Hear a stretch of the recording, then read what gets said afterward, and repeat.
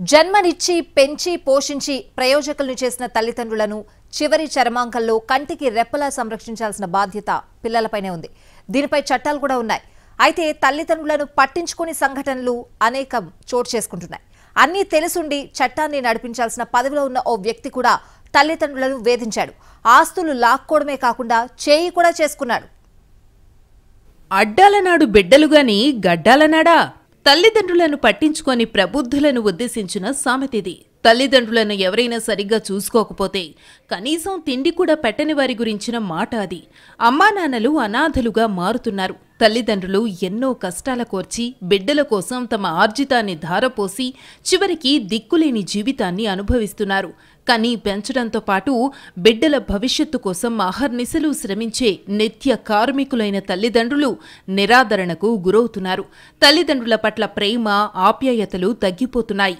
కొందరు బాధ్యత లేకుండా ప్రవర్తిస్తున్నారు. చట్టాన్ని కాపాడాల్సిన పొజిషన్లో ఉన్న ఓ సీఐ తల్లిదండ్రులపైనే దాడికి దిగి కొడుకు అన్న పదానికే మచ్చ తెచ్చాడు. చట్టాన్ని కాపాడేవాడు, చట్టాన్ని ఎవరైనా ఉల్లంఘిస్తే లాఠీ ఝుళిపించేవాడు, ఎవరైనా తప్పు చేస్తే శిక్షించే స్థాయిలో ఉన్నవాడు. అలాంటి అతనే తప్పు చేస్తే ఇంకా ఎవరికి చెప్పాలి? ఇప్పుడు ఆ తల్లిదండ్రులకు వచ్చిన సమస్య ఇదే. కష్టపడి చదివించి కొడుకుని పోలీసును చేశారు. 30 ఎకరాల ఆస్తిలో సగం ఆస్తి ఇచ్చేందుకు ఒప్పుకున్నారు.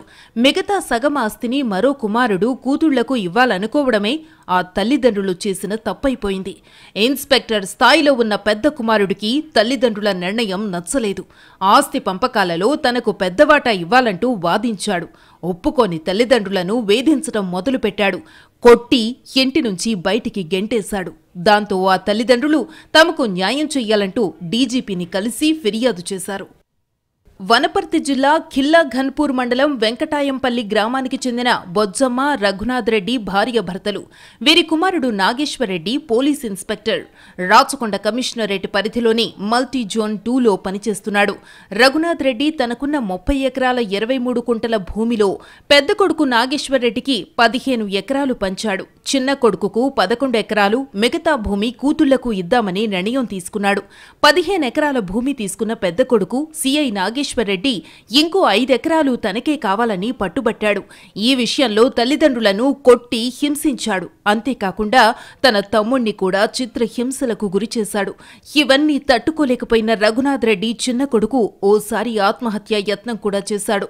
దీంతో పెద్ద కొడుకు నాగేశ్వరరెడ్డి నుండి తమకు ప్రాణహాని ఉందని, అతడిపై చర్యలు తీసుకోవడంతో పాటు తమకు రక్షణ కల్పించాలంటూ డీజీపీని కలిసి ఫిర్యాదు చేశారు రఘునాథ్ రెడ్డి దంపతులు.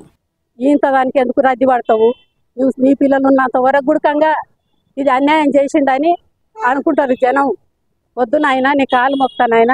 ఒకవేళ అమ్మనాయన చచ్చిపోయినరు అనుకో, అమ్మనాయన చచ్చిపోతే నేనే సాకిన, నేనే చెల్లెలు పెళ్ళిళ్ళు చేసిన అనుకో, నేనే తమ్ముని సాగిన అనుకో, పెద్ద పంచు చేసుకొని ఆయన ఈ కాలం కాకునాయన నీ కాలు మొక్కిన చెప్తే కూడా కాక పొట్టనీకి వచ్చిండు.